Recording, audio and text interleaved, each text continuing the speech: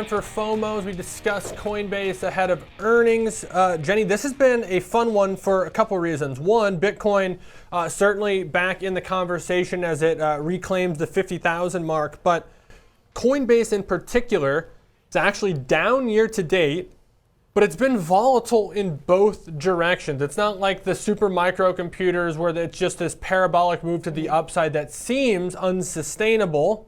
But so far it's been sustained. Coinbase has actually been volatile lower, and it's had a nice recovery over the last few sessions.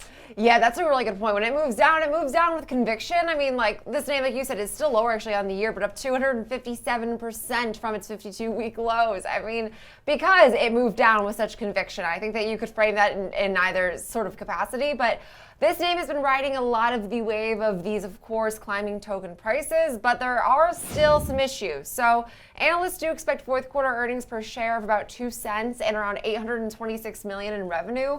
That would be an improvement from what we did see a year ago when the crypto markets were still overall sort of shaking in the aftermath of what was all things the fallout related to Sam Bankman-Fried's FTX. So while the crypto market hasn't recaptured its all-time highs yet, I do think that its definite upswing has also led to some upside momentum in Coinbase. I mean, Bitcoin of course, today did trade over 52,000. That's up over 135% from a year ago. And it once again did pass the 1 trillion in market value mark. So although coin is looking relatively weaker this year, it moves. And I'd say analysts on this name ahead of this report are considering the fact that it's volatile, but pretty mixed picture. I saw an $80 price target from JP Morgan, which feels, like ridiculous. It's half of where we're currently trading.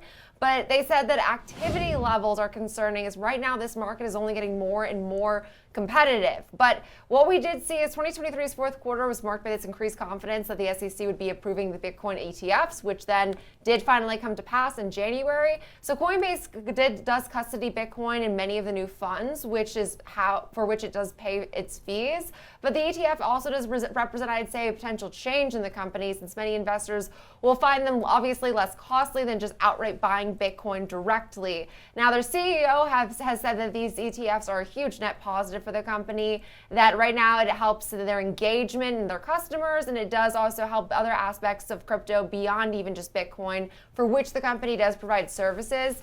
But the major but to this, Alex, and where I end here, is it does still face these regulatory overhangs. I mean, they are seeing this lawsuit from the SEC, allegedly accusing them of operating as an unregistered securities exchange, which is a charge the company is adamantly fighting. There is that I'd say it's a bit of a sort of image issue right now. You had all these exchanges last year.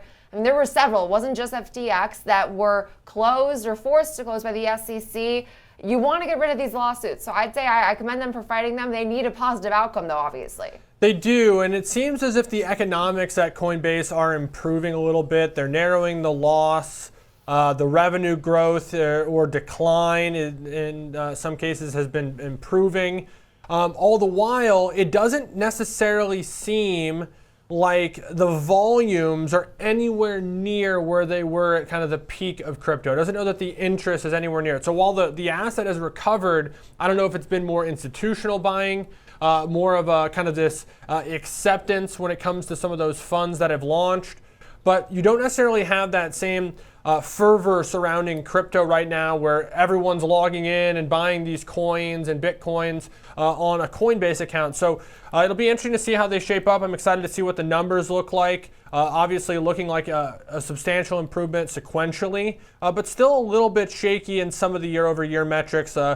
Monthly transacting users actually expected a little bit lower year over year, but it is, of course, improving sequentially. So it'll be the big story, which is how much better are they from the previous quarter versus what do the economics look like as they sort of watch crypto build itself back up.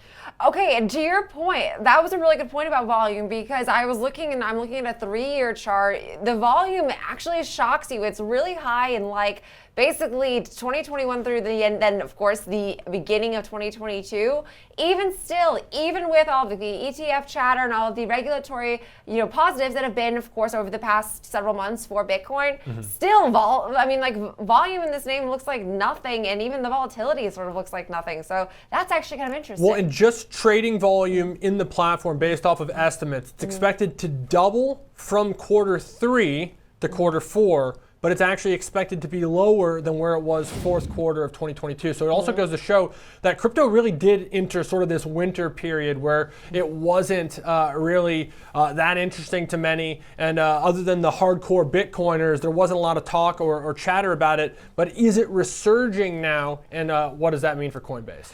Because I do feel like when there is something, like when there's like an AI hype or like an NFT hype, or there's always the craze, right? That tends to take center stage over the crypto hype. The crypto hype was really, I'd say, sort of kicked off as we got wind of this regulatory process, of course, the ETFs. And then that hype became center stage. It's like the market picks whatever trend it wants to follow, and it falls out of favor. And when it falls substantially. I know that there are the Bitcoin enthusiasts, but the crypto winter is a term I like to use. It reminds me of like Game of Thrones for some reason. But it does kind of, right? Right, like winter is coming.